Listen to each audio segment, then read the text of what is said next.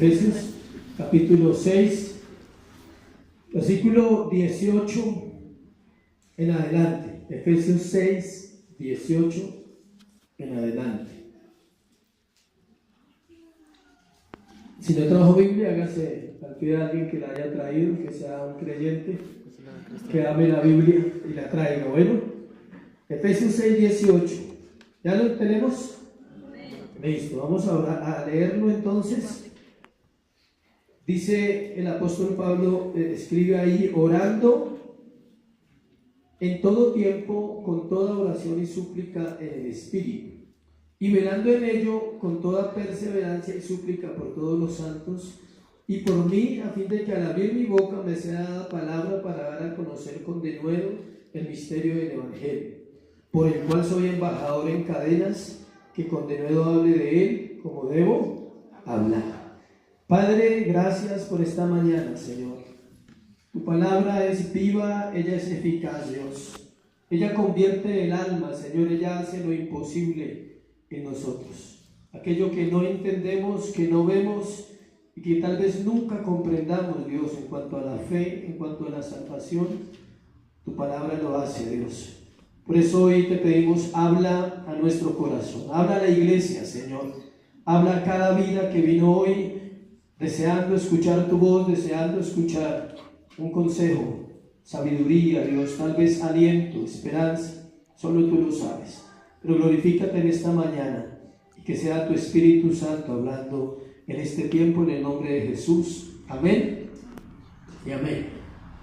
El tema de hoy se llama orando en todo tiempo. ¿Cómo se llama? Orando en todo tiempo.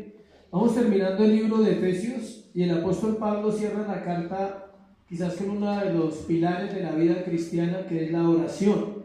Venimos hablando desde Efesios 1 todo el proceso que Dios hace con el creyente. Recuerde que el libro de Efesios se divide en dos partes. Una parte es doctrinal, los primeros 3 capítulos, y los otros 3 capítulos son práctica, la práctica de la vida cristiana.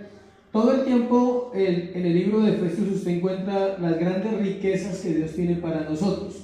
Desde el primer capítulo dice que Él ya nos bendijo con toda bendición espiritual en los lugares celestes. También habla que nosotros antes éramos tinieblas y ahora Él nos dio vida otra vez con Cristo. También habla de un andar digno, habla de un llamado, y todas las doctrinas que usted se imagina en la vida cristiana las encuentra en Efesios. De hecho, Efesios es un libro para la iglesia, es un libro que debe ser predicado en todas las iglesias porque tiene todo lo que una iglesia necesita doctrinalmente, pero también nos lleva a la práctica. Hablar de la oración es algo que puede durar toda la vida porque se construye durante muchos años. Nadie puede hablar de la oración si realmente no lleva una vida de oración. Es fácil preparar un sermón, pero es difícil permanecer en una vida de oración constante. La oración es para el cristiano como el combustible de su vida, es lo que puede determinar si realmente somos o no somos. Es muy difícil que alguien que se llame creyente viva una vida sin orar. Para mí es dudoso, o sea, yo lo pondría en duda si esa persona realmente es nacido de nuevo o no. Puede asistir a la iglesia, puede venir, puede gustarle la música, puede gustarle el sermón del pastor y puede gustarle todo lo que la iglesia haga, pero si la persona no ora, hay que revisar esa parte. ¿Por qué? Porque la escritura es clara y ella dice que todo el que es nacido de Dios es impulsado por Dios. Entonces la oración es algo natural en la vida de un creyente, pero demanda todo mi esfuerzo, demanda todo mi interés, demanda que se haga una disciplina en mi vida constante. Hace años aprendí algo y era que la oración tiene 3 etapas. Antes de entrar en el tema quiero hacerle una introducción un poquito en cuanto a eso, y es que la primera etapa de la oración para todos los creyentes sin excepción se llama la obligación. Es una obligación orar y es difícil orar los primeros tiempos para muchos. ¿Por qué? Porque no comprendemos nada de la oración. Es más, no sabemos a veces por qué lo hacemos. Mucha gente ora y no sabe por qué lo hace. No tiene claro, no tiene un entendimiento, no tiene revelación de lo que la oración realmente es en la vida de un cristiano. Y lo hace más, ¿por qué? Porque le toca.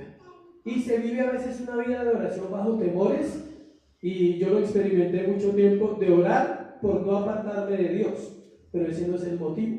Pero es una etapa normal, todo el mundo la vive. Oramos porque no queremos separarnos de Dios e irnos al mundo, porque tenemos miedo que el pecado nos vence y nos alcance. Entonces empezamos a tomar la oración como esa forma de encontrar esa salida en cuanto a esas primeras épocas de la vida cristiana. Tal vez algunos de los que llevan menos tiempo están en esa búsqueda de decir, tengo que orar, tengo que orar, tengo que orar, y eso está muy bien, no estoy diciendo que esté mal. Hay otra etapa donde se vuelve un hábito, es parte de tu vida, se vuelve una costumbre, pero también no es lo que Dios anhela, nos va llevando poco a poco. ¿Por qué se vuelve una costumbre? Porque ya lo haces, ya sabes que lo haces, es parte de tu vida, está en tus hábitos diarios y haces la oración constantemente, todos los días. Esa se llama la oración por hábito. Pero hay un tercer tipo de oración que es donde todos debemos de llegar. Es la oración que se vuelve un ¿qué? Deleite. Es la oración en la cual tú entiendes qué es la oración realmente, qué significa la oración según las Escrituras, y la hacemos ya con una convicción clara en nuestro corazón, y la oración solo cumple un propósito. La gente cree que cumple miles de propósitos en la iglesia. No. Solo hay una cosa que hace la oración general para todo el creyente, sea pastor, sea líder, predique, no predique, y es tener comunión. Esa es la palabra. La oración es ¿para qué? Tener comunión con Dios. Lastimosamente muchos toman la oración como un salvavidas, como la oración te va a conceder todo lo que tú pidas. Si fuera así, tal vez no estarías acá. Si Dios hubiera concedido todas tus oraciones, no estaríamos aquí tan tranquilos, porque hubiéramos orado muy mal y Dios nos hubiera concedido cosas que nunca pensamos que al pedirlas no eran correctas delante de Dios. Entonces la oración es todo un camino, toda una escuela donde año tras año Dios te va a llevar a comprender cada día más de la oración. Hay muchas definiciones. Hablar con Dios, algunos dicen que es la más sencilla y tal vez más fácil de entender. Hablar con Dios. Si hablamos teológicamente, doctrinalmente, podemos sacar muchos conceptos, pero no se trata de eso, se trata de lo sencillo de ¿qué? Sentarse, hablar con Dios. La Biblia habla de la oración en todas sus páginas, desde Génesis a Apocalipsis. Todo el tiempo el hombre se ha dirigido a Dios buscando esa relación. Y la diferencia de la oración de un verdadero creyente a alguien que no lo es que su oración es para una relación, y en el otro está buscando solamente algo y no está buscando ¿a quién? A alguien. Esa es la diferencia. Caemos a veces en esos puntos de orar buscando ¿qué? Algo.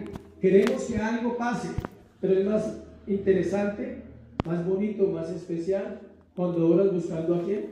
A alguien. Porque ese alguien vale más que todo el algo que Él te pueda ofrecer. Y eso es lo que Dios anhela, que la iglesia madure en una vida de oración. El mismo Señor Jesús instó a sus discípulos a orar. Él sabía que cuando la batalla se pone más difícil, más necesitamos la oración.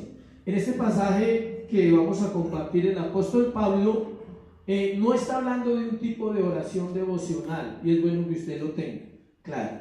Él está hablando de un tipo de oración de batalla, de guerra espiritual, que compartimos dos temas sobre la armadura del creyente 1, la armadura del creyente 2, y quitamos todos los engaños y todo lo que habíamos aprendido de cosas falsas, de la guerra espiritual, de zapatear, de atar, de encadenar. Todo eso lo desvirtuamos en unas escrituras que no es así, que las escrituras enseñan que tiene que ver más con ¿qué? La obediencia, y con estar vestidos correctamente en el momento adecuado, que es cuando siempre.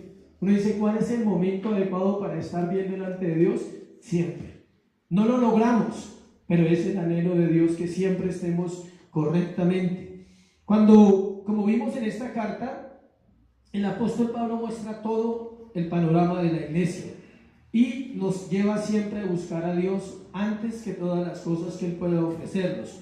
Por eso es importante lo que vamos a compartir, y es las instrucciones que Él le da a la iglesia de Éfeso en el capítulo 6. Entonces vamos a mirar solo un punto con varias divisiones, donde vamos a tener claro un poquito más acerca de esa batalla que se llama la oración. ¿Cuántos sinceramente tienen una batalla en la oración? O sea, ¿qué es una batalla? No saber cómo orar, por ejemplo, es una batalla. Y tú quieres orar bien. 2, no hacerlo constantemente también es una batalla, porque a veces uno ora el lunes y vuelve a orar el jueves. No sé si a alguno le ha pasado, entonces es específico para usted hoy. ¿Sí? Oró el lunes oró el viernes y hasta hoy y no ha orado. Y mañana va a orar. Y mañana es festivo y probablemente no ore. ¿Sí? Porque duerme tarde y sale a comer y se le olvida. Esa es la vida de oración, esa es la batalla, llegar al punto donde ella sea tan constante en nuestra vida como nuestro aire. ¿Qué pasa si usted deja de respirar? Muere inmediatamente. Para el cristiano es igual. El que deja de orar empieza en un enfriamiento que es invisible. Está demostrado que toda persona que se separa de Dios un día dejó de ¿qué? Orar. No más. Ese es el detalle. Y otros no han empezado a orar, entonces están separados. ¿Sí me explico? Yo sé que muchos dicen, uy, sí es así, sí. Si tú no oras, tú no conoces. Y aparte de eso, la oración tiene que estar basada en este libro, la palabra. Tú no puedes orar como tú quieres, y como a ti se te dé la bendita voluntad. Tienes que orar como dice la palabra. Haz de cuenta que llegas a otro país y no sabes el idioma, nadie te entiende. Y tú tratas de expresarte lo mejor que puedes respetando todo lo que el país enseña, pero nadie te entiende. Así pasa con Dios. Hay un lenguaje único y es la Biblia, la Escritura. Para eso la dejó, para que oremos conforme a ¿qué? A su palabra. Y eso es lo más importante de la oración, y eso demanda diligencia. ¿Cuántos están leyendo la Biblia? ¿Y cuántos están estudiando la Biblia? Es diferente estudiar la palabra, leerla. Bueno, ya en el equipo estamos ya trabajando el estudio constante, el estudio ya por libros de cada parte de la Biblia. Vamos a mirar el versículo 18. Dice, orando en todo tiempo, en toda oración y súplica en el Espíritu, y velando en ello con toda perseverancia y súplica por todos los santos. El apóstol da instrucciones específicas en este verso y usa unas palabras que usted ve ahí comunes. Todo, toda, todas, son palabras que están ahí. Hay 4 veces que se repite lo mismo. Dice sobre todo, dice orando en todo tiempo, la primera vez que lo encuentra ahí. La segunda dice con toda oración y súplica en el Espíritu. Luego dice y velando en ello con toda perseverancia y súplica ¿por quién? Todos los santos. ¿Sí ve la palabra? ¿Se acuerda que ya hemos estudiado el significado de todo? ¿Quién me lo recuerda? ¿Qué es? Todo. O sea, no tiene ninguna revelación. O sea, todo es todo. O sea, tú no puedes. ¿Qué sacas de ahí? O sea, no necesita el diccionario ni la concordancia, o sea, nada. O sea, cuando habla de todo, es absolutamente todo. Entonces, vamos a mirar varias cosas que el apóstol nos habla ahí a través de este verso. Lo primero, la clase de oración, o punto A, como quieras tomar nota ahí. La clase de oración. Algo para aclarar es que no hay una forma específica en las clases de oración. En este verso la palabra oración significa peticiones generales. Esa es otra cuestión difícil de comprender mientras avanzamos en el caminar con Dios. No puedes orar como el pastor, o sea, aunque uno quiere a veces orar como el pastor, ora públicamente o como alguien invitado, le dice, ay, tan chévere, yo quiero orar así. No puedes programar la oración. Tú puedes decir a la hora que te levantas, no a las 10 de la mañana, sino cuando se levanta a orar, usted puede decir, voy a orar así, así y así. Voy a orar por fulano, por sutano, por tal. Usted puede planear muchas cosas, pero usted cuando va a orar realmente y cuando su vida está orando en comunión con Dios en el Espíritu, realmente las cosas cambian. La oración es dirigida por Dios, es cambiada y es llevada de acuerdo a sus propósitos, de acuerdo a su voluntad, de acuerdo a lo que Él quiere. La palabra súplica, aquí habla de 2 cosas, oración y súplica. La oración se refiere a peticiones generales y la súplica se refiere a las que son más específicas. Hay algo curioso y es que cuando hay necesidades, oramos de verdad. Cuando un hijo está enfermo, a punto de morir, ¿quiere ver a alguien orar? Ahí va a orar. ¿Quiere ver a alguien clamar? Realmente que su corazón se derrame delante de Dios en lágrimas, en súplicas, es alguien que está pasando a veces dificultades, pero no debería ser así, debería ser todo el tiempo. ¿Por qué sucede eso? Porque no comprendemos lo que es la oración, el propósito de ella. El apóstol Pablo viene hablando a una iglesia, acuérdense que estamos en Éfeso ubicados, una iglesia donde está en medio de un paganismo, donde usted salía a comprar algo para el mercado y tenía que ver solo pecado, prostitución, libertinaje, ladrones, un templo con prostitutas y una cantidad de cosas de paganismo que hoy en día también se ven. Muchos viven en sectores donde tienes que salir y solo salir, escuchas música mundana, ves cosas que son del mundo. Entonces él está hablando de una oración, de una guerra, de algo que debe ser tan constante en la vida del cristiano y de una clase de oración que es específica en nosotros, y es esa oración por esa permanencia. Podemos orar, escuche, en público, en privado, podemos clamar en altavoz o podemos orar en silencio también, con susurros suaves, de forma deliberada y también planeada. Podemos orar espontáneamente, podemos orar sentados, puestos de pie, arrodillados y acostados. No tome la última palabra como una palabra de Dios, acostados. Bueno, sí, porque hay gente que dice, ay, yo no sabía que se podía orar acostado. Sí, pero no con las cobijas encima ahí, o sea, en medio de la pereza, no. El salmista oraba acostado. Dice, en las noches tu oración, o sea, o tus palabras estarán en mi garganta, dice, en mi voz estarán en las noches. El salmista lo hacía, pero para que usted ore en las noches acostado tiene que ser como el salmista, ¿vio? O sea, una vida así como la de David, entregada a Dios, y si no, levántese, porque si no termina durmiendo. O sea, usted no vaya a orar a las 5 de la mañana acostado, mejor siga durmiendo. Sí, porque usted dice, no, el pastor dijo que se podía orar acostado y usted tomó esa palabra hoy para usted. O sea, no es así. Con las manos juntas, separadas, arriba, abajo, con los ojos abiertos o cerrados, con la cabeza inclinada o proyectada hacia el cielo. ¿Por qué comparto esto con la iglesia? Porque hay muchos mitos y muchas cosas raras alrededor de la oración. La gente se ha inventado formas y métodos, y definitivamente si hay algo difícil en la vida con Dios es enseñarle a otro a orar. Es muy difícil. Tú puedes decirle, ora. Vienen a ti, te traen una situación y tú le dices, oye, ¿sabes qué tienes que hacer? Orar. O sea, esa es la gran respuesta del consejero siempre. ¿Y qué tengo que hacer? Orar. Y la gente se va y dice, pero no sé. O sea, ni siquiera sé cómo orar, no sé cómo llegar. Y enseñarle a alguien demanda mucho tiempo y demandaría que usted se tomara todo ese tiempo con esa persona, de llevarlo a su casa y postrarse con él ¿a qué? A orar. Esa es la forma de enseñarle a alguien a orar, no un sermón. El sermón puede que hoy haga algo en tu corazón si Dios quiere que haga, ¿sí? Pero da lo mismo si tú no vas a practicar.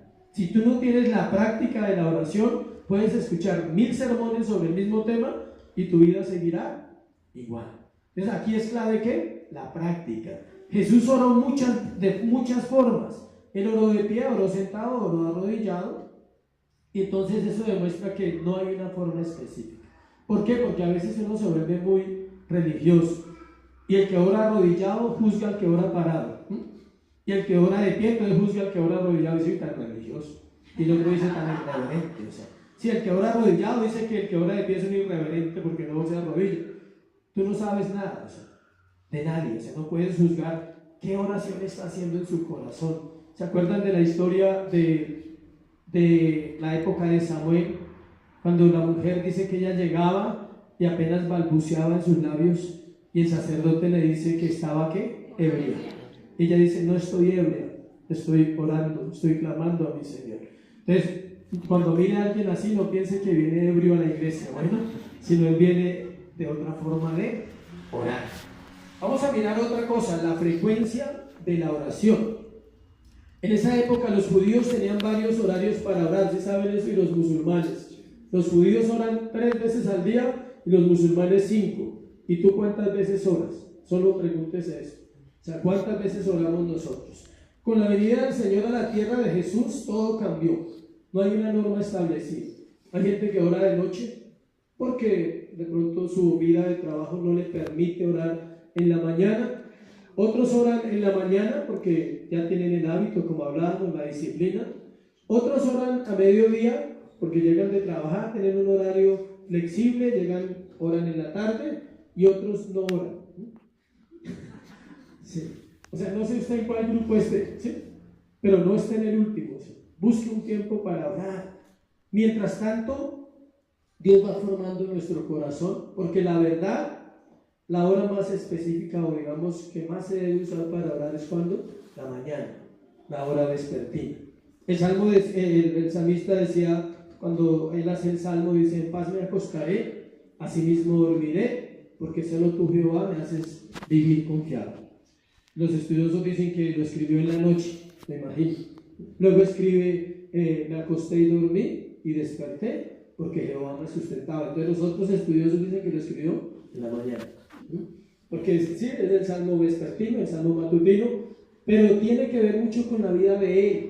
Él llevaba una vida de oración. David oraba 3 veces al día, Daniel oraba 3 veces al día.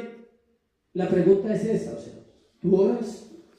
Y si oras, realmente estás haciéndolo bien, estás sacando el tiempo no que Dios necesita, escucha, Dios no necesita tu tiempo, o sea, tú necesitas a Dios, yo lo necesito todos los días.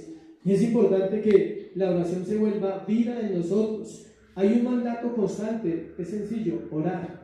En Lucas, cuando el Señor habla, dice: velar y orar, dice. ¿Para qué velamos y oramos según Lucas? Para no entrar en tentación. En la forma de mantener una vida estable, y en cuanto a lo que él está hablando aquí de la frecuencia de oración, es algo constante, todos los días de nuestra vida. Para mí fue difícil, les cuento, ahí les abro mi corazón.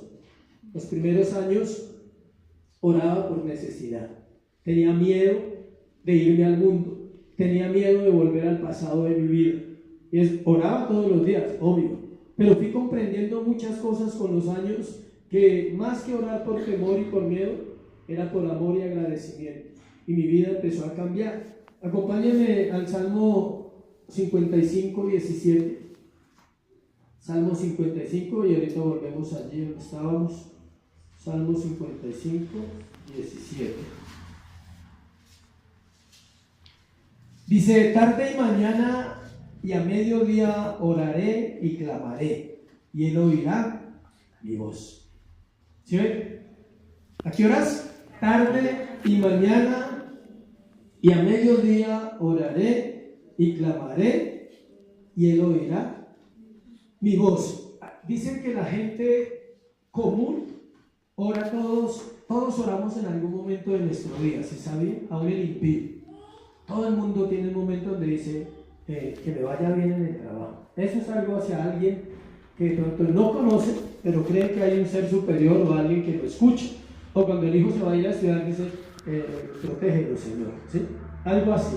Pues todos tenemos un momento en la vida sin conocer de Dios, estoy hablando, sin asistir a una iglesia, sin leer la Biblia, donde el ser humano es consciente que hay alguien que gobierna todo. ¿Por qué sucede eso? Porque Dios puso eternidad en los hombres, en el corazón de nosotros. Y aunque el hombre no lo sabe, profundamente en él, la imagen de Dios está. Compartía alguna vez lo que dice el salmista: mi embrión vieron tus ojos, y en tu libro estaban escritas todas aquellas cosas. Se dice que en algún momento nosotros pudimos ver la santidad de Dios, y cuando nacemos y entramos en un mundo de pecado, el recuerdo es borrado absolutamente, y nadie recuerda haber visto la gloria de Dios. Pero yo estoy seguro que si la Biblia lo dice, es así: mi embrión vieron tus ojos. Y no era solo el de David, era el ser humano. El embrión del ser humano es el máximo estado de santidad, y ahí es donde puede percibir, porque se necesita vivir una vida de santidad realmente para tener el entendimiento claro que la oración no es una opción. Si tú oras por opción, tal vez Dios te responda por opción. Tú decides. Si tú oras porque solo cuando tienes problemas, grave, porque esa no es la manera de orar. El Dios bombero, ¿no? Lo llaman. Cuando viene la situación, viene la batalla, entonces me postro, clamo, lloro, grito, pataleo, pero nunca entiendo que esa no es la manera, que es mejor estar siempre alineados en una vida de oración donde Dios traerá paz. El carácter de cristiano es puesto a prueba en una vida de oración. ¿Quieres ser formado? ¿Quieres madurar en la fe? ¿Quieres servirle a Dios? Quizás ahí estás pensando, ora.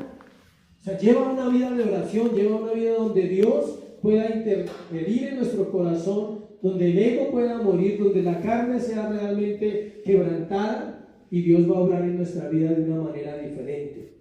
El estudio dedicado a las escrituras sin oración le hace daño al corazón humano, ¿sí sabía?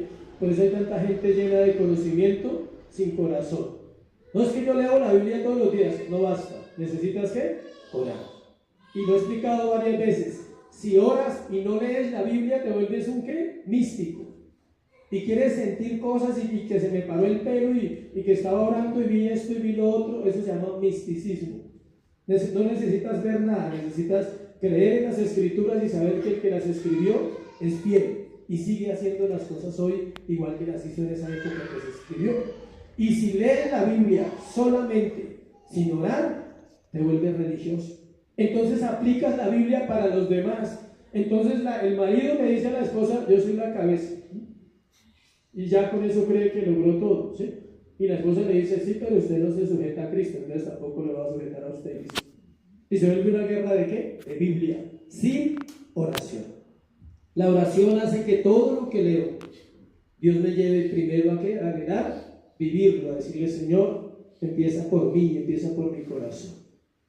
Aprendíamos que día les explicaba en el discipulado de la oración, un orden pequeñito, porque a veces dicen, no, bueno, ¿y cómo arranco? Hablamos de la frecuencia que debe ser ¿qué? En todo tiempo, siempre, siempre. La oración, normalmente uno debería empezar por uno, siempre. Porque usted para orar por los demás debe primero santificar su vida. Y el apóstol Pablo lo dice en Romanos 12:2. Dice que no nos conformemos a este siglo. Y habla varias cosas. Dice que presentemos nuestro cuerpo en ¿qué? Sacrificio vivo, santo y agradable a Dios, que es el culto racional. O sea, el sacrificio vivo se convierte en la persona, en alguien que se pone en el altar y dice, primero santifica mi vida. Para poder orar ¿por quién? Por los demás. Y hay un orden. Oro por mi vida, oro por mi esposa en el caso de los que somos casados, oro por mis hijos si hay, luego oro ¿por quién? Por todo el mundo. Si eres pastor, si eres ministro, por la iglesia. A veces uno ora específicamente por la iglesia, por cada persona. Si uno dice, oro por la familia tal, oro por la otra familia que es bendición, oro por esa familia que sí, que está batallando, que no ha vuelto, y uno ora específico. Pero ¿sabe qué es lo importante? La frecuencia. La oración nos guarda de entender a nuestra manera y de aplicar a nuestra manera la escritura. Pero vuelvo y le digo, constantemente, no si usted ora cada semana. No es que usted ora cada 3 días. Cuando es constante, la comunión está viva con Dios y Él nos enseña, dice la palabra. Significa que nuestra conciencia está viva y despierta con Dios todo el tiempo y que no haremos nada que vaya en contra de su voluntad. ¿Cuántos les gustaría llevar una vida de oración ferviente? Le tengo el consejo, ore. No hay más, empiece a orar ya, hoy, en estos tiempos, en estos días. Empiece a orar que pueda Dios traer ese deseo en nuestro corazón. Tercero, el poder de la oración. El apóstol Pablo habla de orar en el Espíritu. Esa es la clase de oración que es poderosa. Hay una diferencia entre la oración en la carne y la oración en ¿qué? En el Espíritu. Voy a hablar de las dos maneras para ponerle un ejemplo. ¿Listo? La primera de la carne es esta. Señor, tengo muchas necesidades. Tú lo sabes, ayúdame por favor, ¿sí? Es que no sé qué hacer con ese muchacho que no hace caso, no sé qué hacer con el marido que ya no amo, o ella no me ama, o cosas así. Y usted presenta todas sus batallas, las que cada uno maneja, en una forma suya, en una forma deseando usted sus respuestas. Y aún así, por misericordia, Dios responde. Por misericordia, dice, bueno, no sabe orar, pues yo prometí ser fiel y voy a cumplir y voy a hacer lo que esa persona, pero es pura gracia, pura misericordia. No estoy diciendo que en la oración de las escrituras entonces lo hace porque nosotros somos buenos para orar, no estoy diciendo eso, pero es diferente cuando uno viene con confianza a Dios y se acerca, porque la Biblia dice que debemos acercarnos a Dios ¿con qué? Con confianza. Y una oración de confianza es muy diferente a una oración de angustia, aunque Dios escucha juntos. Pero el cristiano va madurando y va entendiendo con los años que su confianza está puesta en Dios y que el poder de la oración está basado en que es en el Espíritu, que Dios te guía a orar. Yo oré muchos años por mis hijos cuando estaban mal. Ahora me toca orar para que permanezcan. ¿Sí? O sea, no paro la oración. Oraba porque estaban mal, y usted ora por alguien que está mal, llega a la iglesia y no vuelve a orar por él. Debe seguir orando. Pero en el Espíritu, ¿qué es orar? Es decir, Señor, tu palabra dice lo siguiente: yo confío en ella. Yo confío en que tú, Dios, estás haciendo tu perfecta voluntad en este asunto, como lo que está pasando ahorita en Holanda. A esta hora están en el proceso difícil porque el parto ha sido difícil. ¿Qué hacemos? Confiamos en tu voluntad, Dios. Esta mañana oré, cuando llegué arriba, oré por ellas ahí por el WhatsApp y les decía eso, les decía, mira, es la confianza plena. ¿Crees en Dios? Le decía a mi esposa, porque uno en el momento, cuando usted está viviendo la circunstancia, la fe baja un poquito. No se preocupe que a todo cristiano le baja la fe, no se preocupe. O sea, no somos perfectos. Y le dije, lee Isaías 57:11. Léelo ahí mientras hablamos, léanlo ahí. Y lo leyeron. ¿Y de quién te asustaste y temiste que has faltado a la fe? ¿No has oído que yo soy Dios y que no hay otro? O sea, usted lee eso y si usted está mal, usted queda bien. Esté viviendo lo que esté viviendo. Es la palabra viva, es la palabra que entra a mi corazón. Se lo dice a alguien que lo recibió en un momento de ¿qué? De duda. Un día me encerré a orar, llevaba como 6 meses en la iglesia y pensé que estaba loco. En serio, yo estaba orando, todos los días llegaba a orar por las tardes. En esa época hablaba por las tardes, también tuve mi periodo de orar por las tardes. Y llegaba allá a la casa donde mi mamá, me metí a orar en un cuarto y de un momento a otro me paré y dije, oiga, o sea, ¿qué pasó con mi vida? O sea, me volví loco de un momento a otro. Dejé las drogas y me hicieron daño. Dije, ¿en serio? O sea, yo dije, algo pasó con mi vida, porque yo decía, pero ¿yo qué estoy haciendo? O sea, todos los días me encierro a orar y no veo a nadie. O sea, y me senté en una cama y pensaba, decía, ¿será que esto es correcto o es incorrecto? Tal vez te ha pasado, en un momento de la oración tú dices, ¿si me estará oyendo o no me estará oyendo?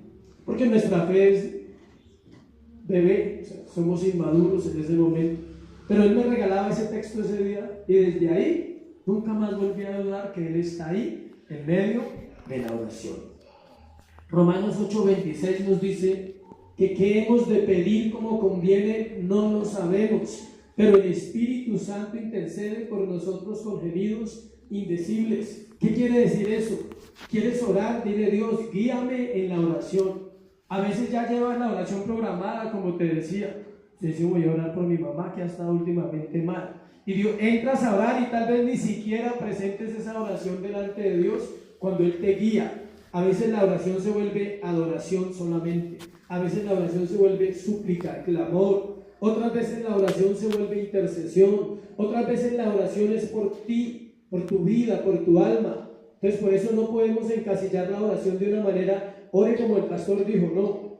Ore como Dios le guíe, pero pídale a Dios, dígale, Señor, guíame, Espíritu Santo, yo necesito que tú guíes mi vida en la oración. Hay momentos en que tú terminas orando por cosas que no tienen nada que ver contigo y sales mejor que si hubieras orado por ti. ¿Por qué? Porque estás orando conforme al corazón de ¿quién? De Dios. Eso es importante. O sea, ¿qué sacas con decir, no, yo voy a orar por mí, por mis hijos?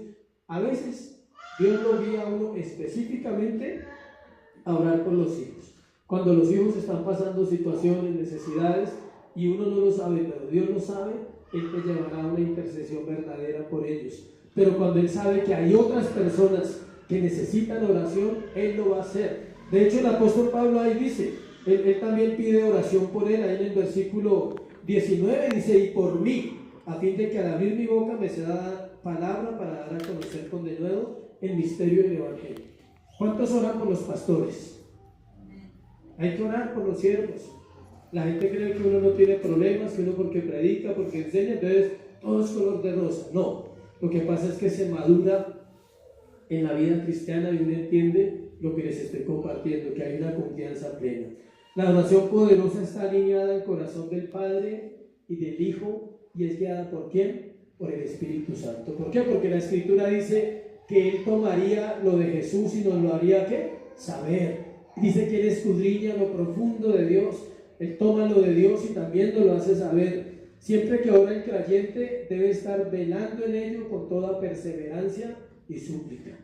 ¿Cuántos han orado de noche?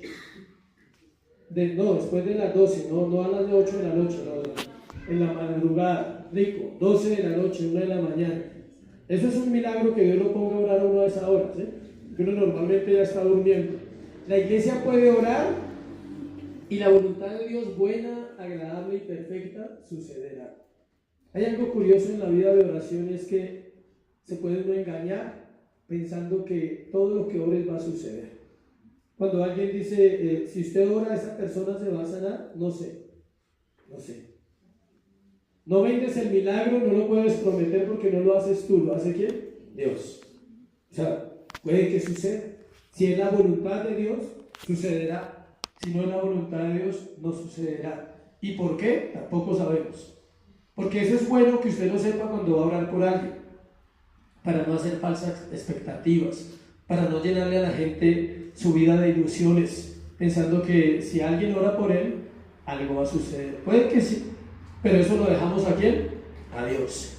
Hay dos parábolas en la Biblia que hablan del poder de la oración y también de la perseverancia de la oración.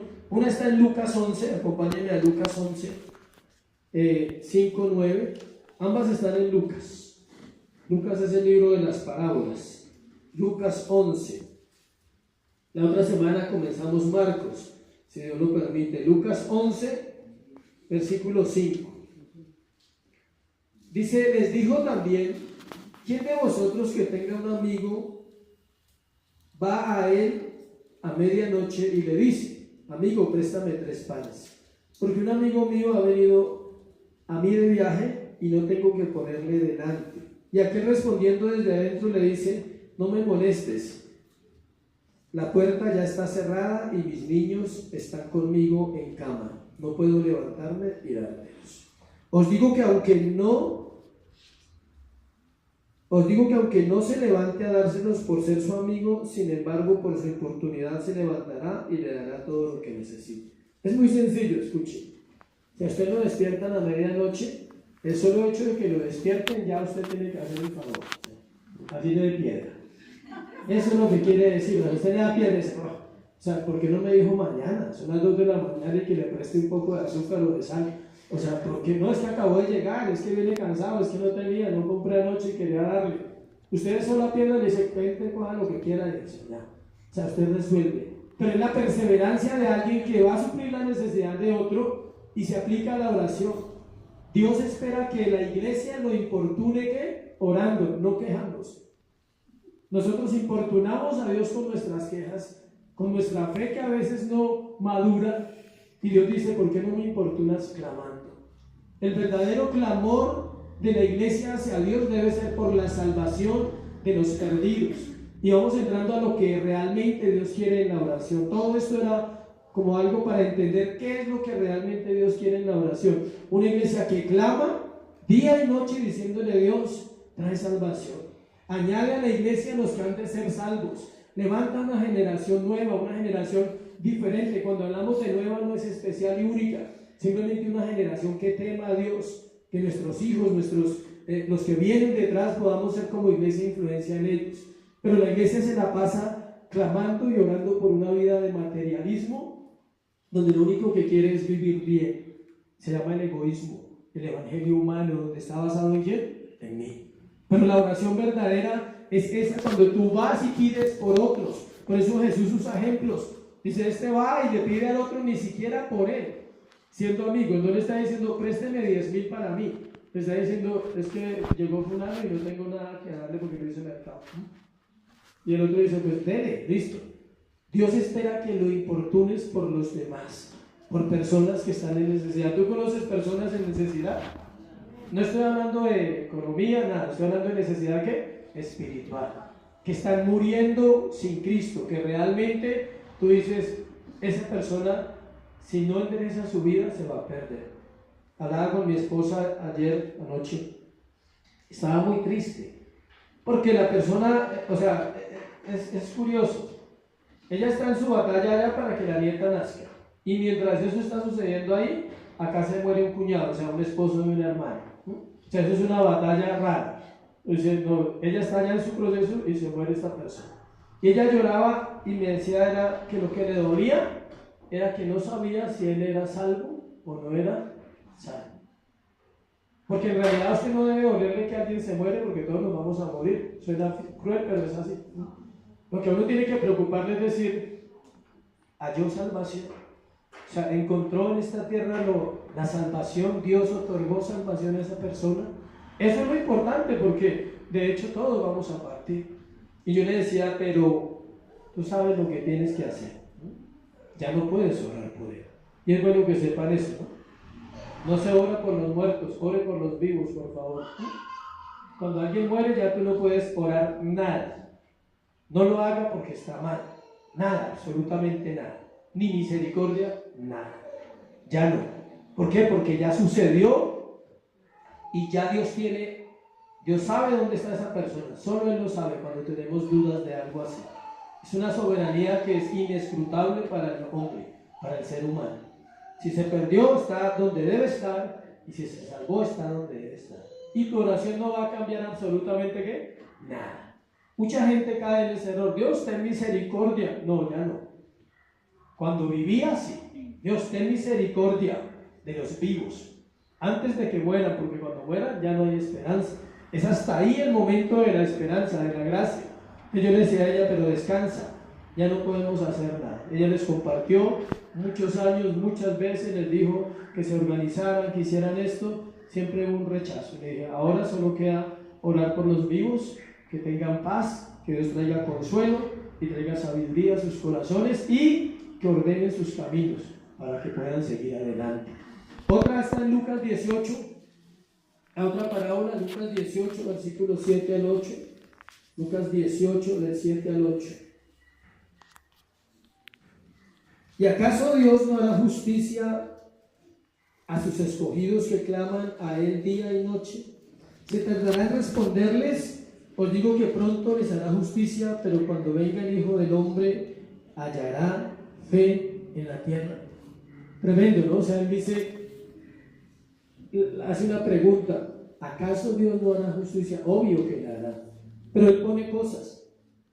Claman de día y de noche, o quiere soluciones fáciles. Hay una empresa que se llama así, Soluciones Fáciles. Sí, si quieres puedes ir allá.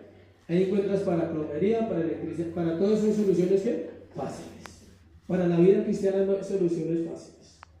Demanda mi vida, demanda mi esfuerzo, demanda mi entrega, mi pasión, mis palabras. Es fácil cantar canciones, es fácil decir cosas, es fácil leer libros, pero es difícil cuando tienes que ir a la práctica y hacer. Dice, por eso él pregunta, ¿y acaso Dios hará justicia, no hará justicia a sus escogidos? Obvio, o sea, no hay duda de una respuesta. Él la hará porque él prometió hacerlo. Dice que claman a Él día y noche. Esa es la otra controversia. Clamamos a Él día y noche. Constantemente estamos en una oración que realmente es poderosa cuando se está haciendo bajo la voluntad de Dios. Dice, os digo que pronto les hará justicia. Ojo con esa frase, dice, pronto les hará ¿qué? Justicia.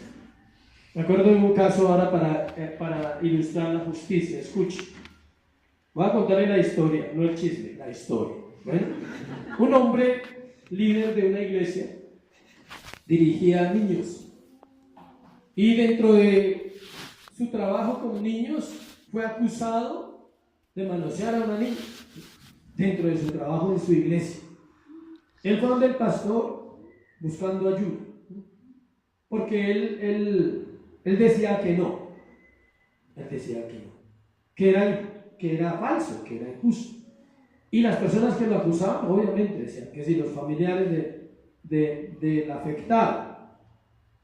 Y la sabiduría vino ahí, gracias a Dios, al pastor y le dijo, bueno, pues toca orar. Y él le preguntó, dijo, ¿tú eres culpable o eres inocente? Acuérdese que hay leyes, ¿no? jurídicos. Que nadie es culpable hasta que ¿qué? Si no, pregúntenle a mi esposa que es la abogada. Nadie es culpable hasta que se le demuestre ¿qué? Lo contrario. Y el hombre dijo que no. Él dijo, no, yo no soy culpable, pastor. Digo, listo, no hay problema. Te vamos a orar por dos cosas, le digo. Pero primero te voy a explicar. Si tú eres culpable y tú estás mintiendo, igual Dios va a traer justicia sobre ese caso. Si tú no eres culpable y te están acusando falsamente, entonces vamos a pedir que Dios tenga misericordia. Pero vamos a pedir las dos cosas y Dios lo va a hacer.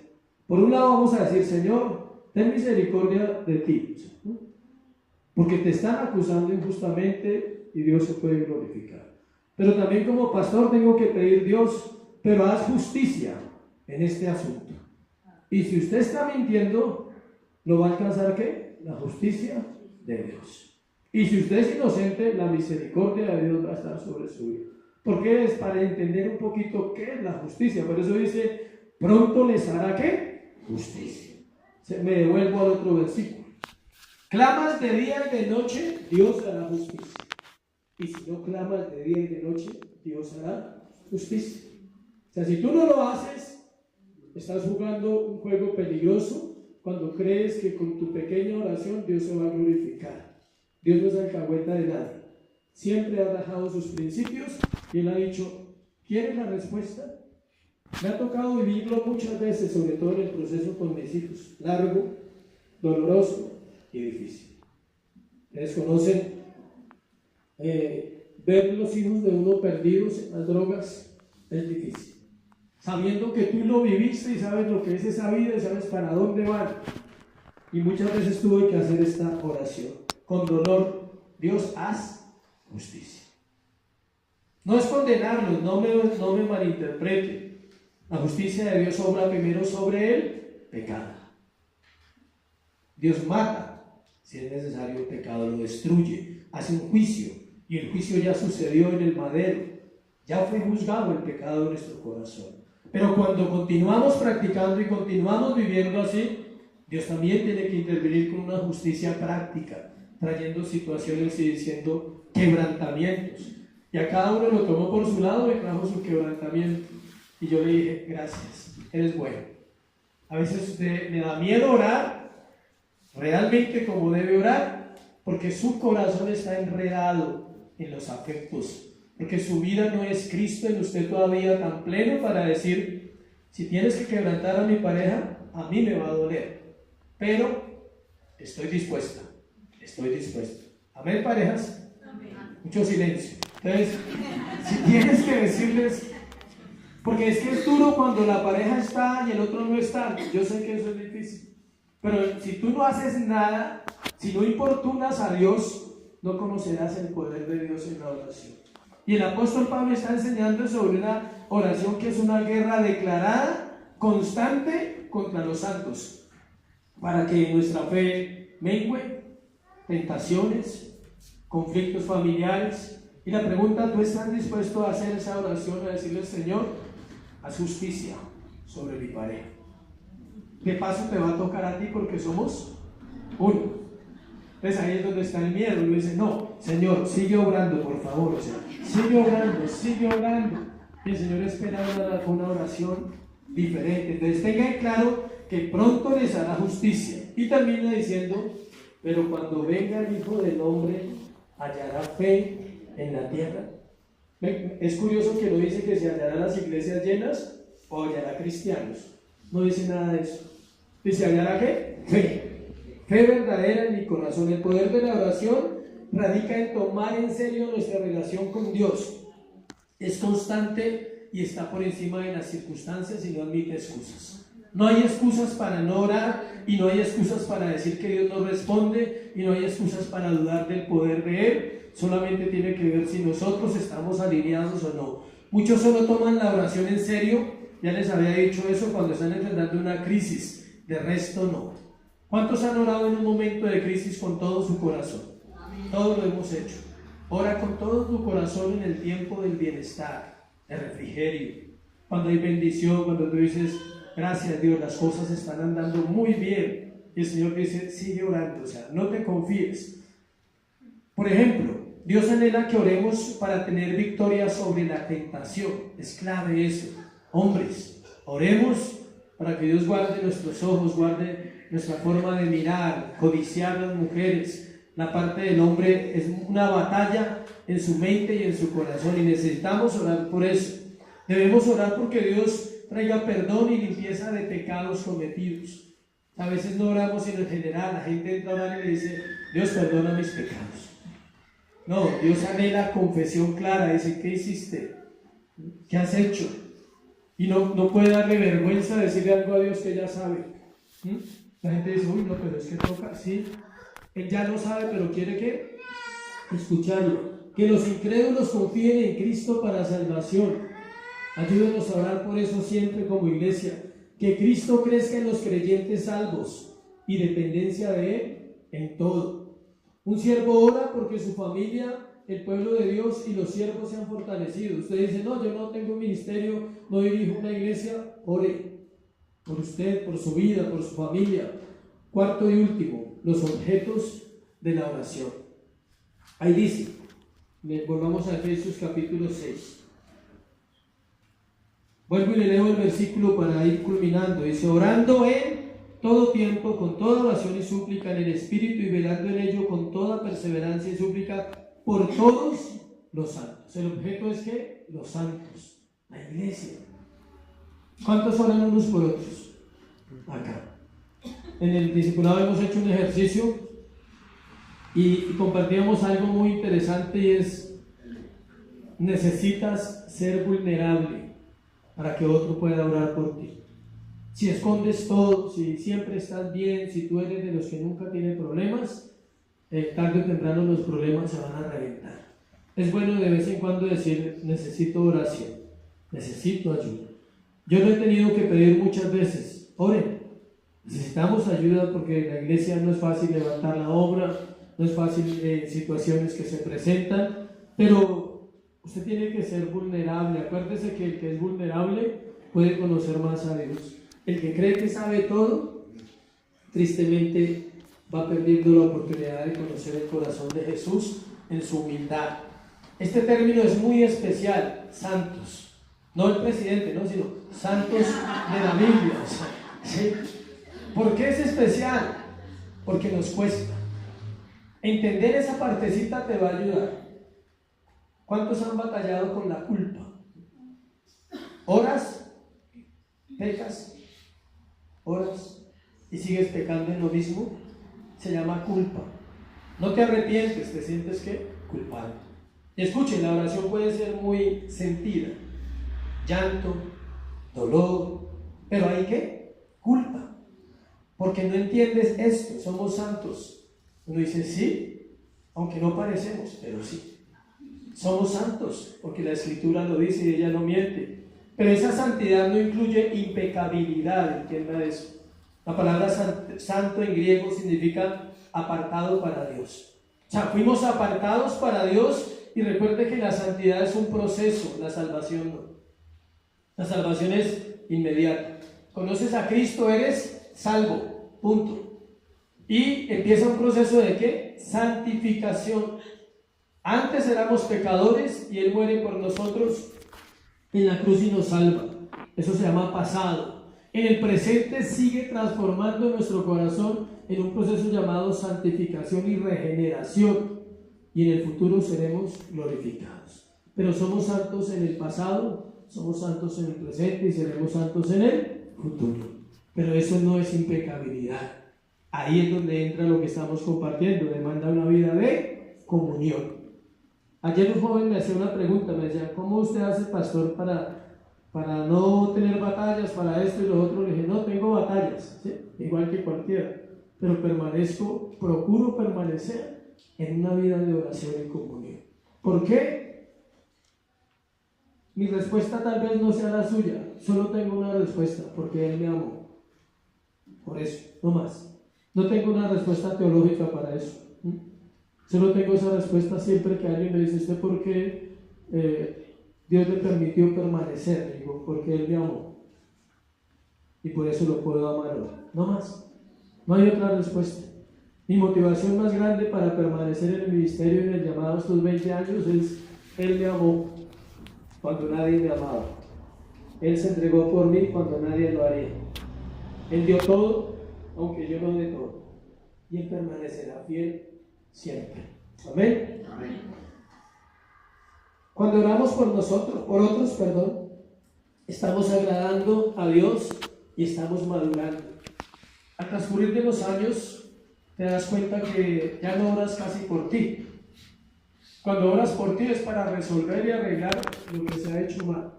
Pero ya no oras diciéndole dame. Ya no está la oración de la oveja. ¿Sí saben cuál es? ¿No? Dame, bendíceme, restáurame, y le pone eco. Dame. Esa es la oración de la oveja.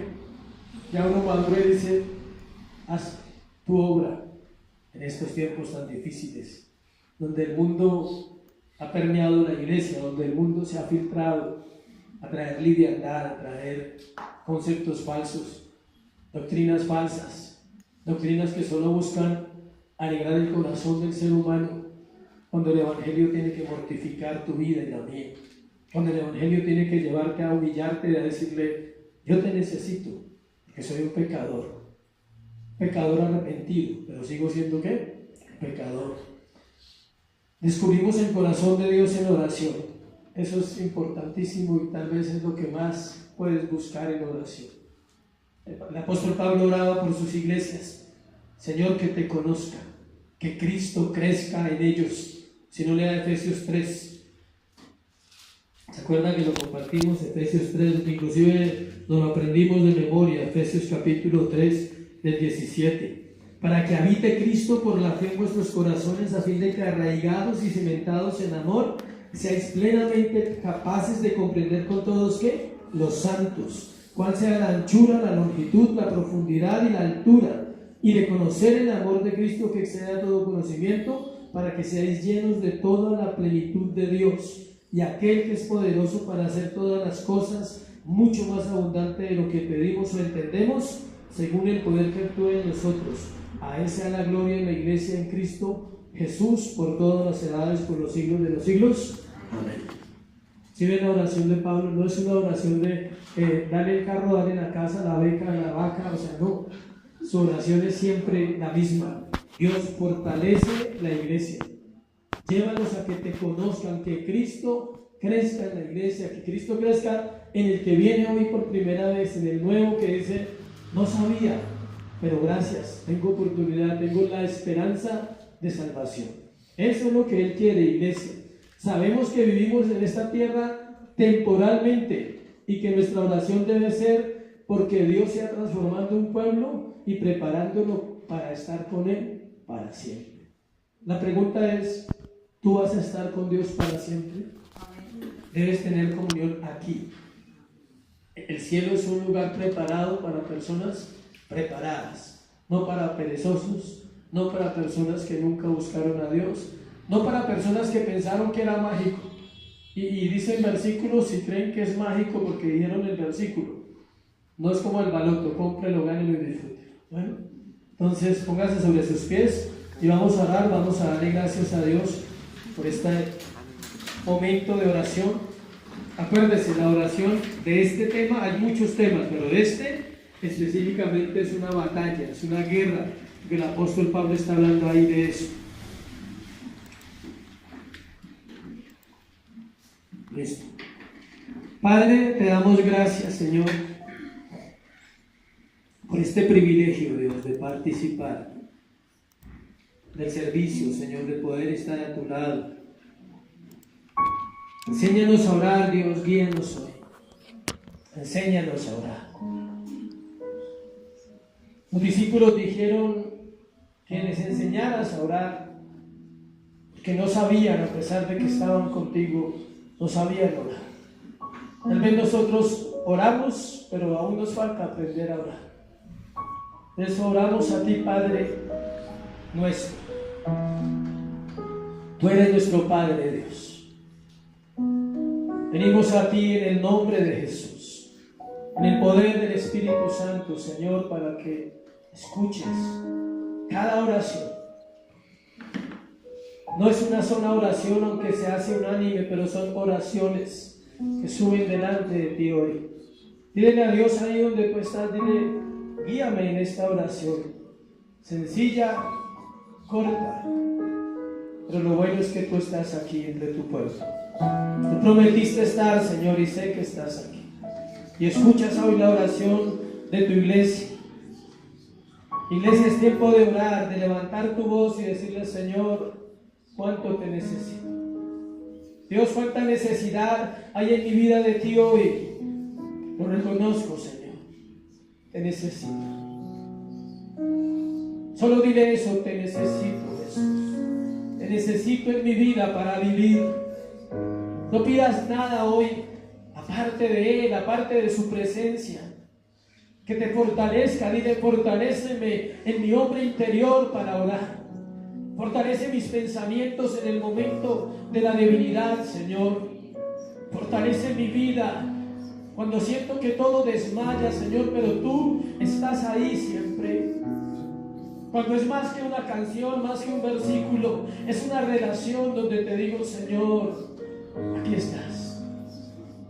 Por eso estamos aquí. Tú eres el motivo de estar en este lugar. Tú eres el motivo por lo cual la iglesia se levanta cada fin de semana a congregarse y a orar y a decirte que eres todo, Señor.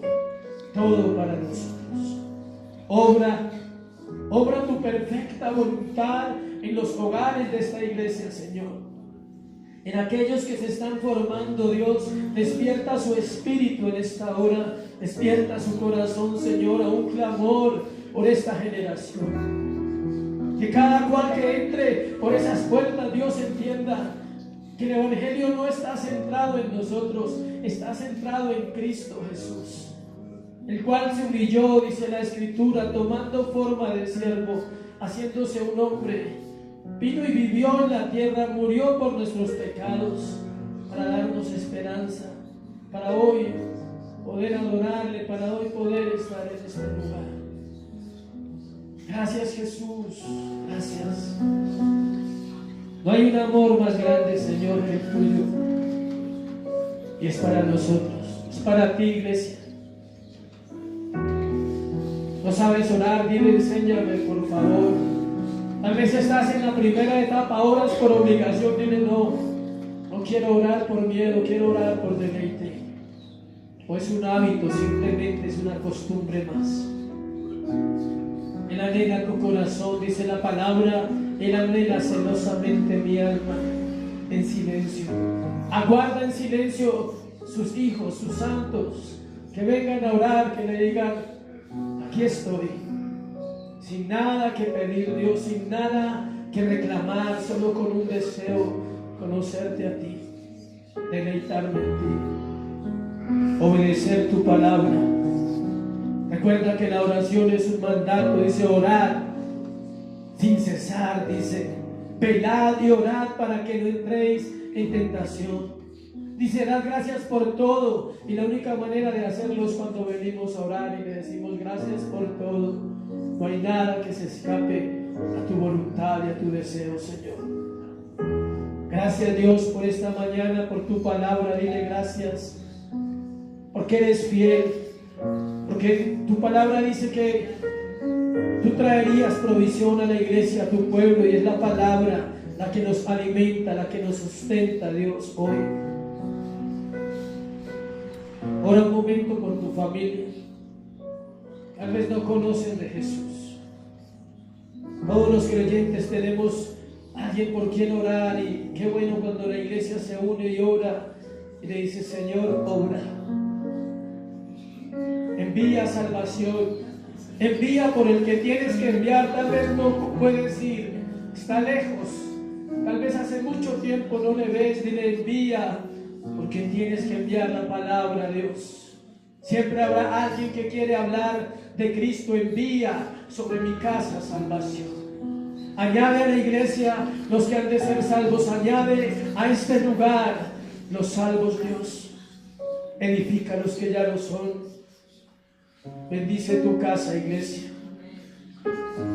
Ora creyendo, ora insistiendo, diciéndole: por favor, Señor, acuérdate de tus palabras, que son para nosotros vivas, eficaz, Señor, que ella cumple un propósito, que tu palabra no volverá vacía sobre ningún corazón, ella hará aquello para lo cual fue enviada. Gracias por este tiempo, Jesús. Gracias por todo lo que nos enseñas, Dios, hoy. Gracias por el tiempo que hemos compartido, Dios, hoy, unos con otros. Te amamos y te bendecimos, Señor. Y te damos a ti toda la gloria, toda la honra, Señor, toda la alabanza. Es solo para ti. En el nombre de Jesús. Amén. Y amén. Dale ese aplauso a Jesús.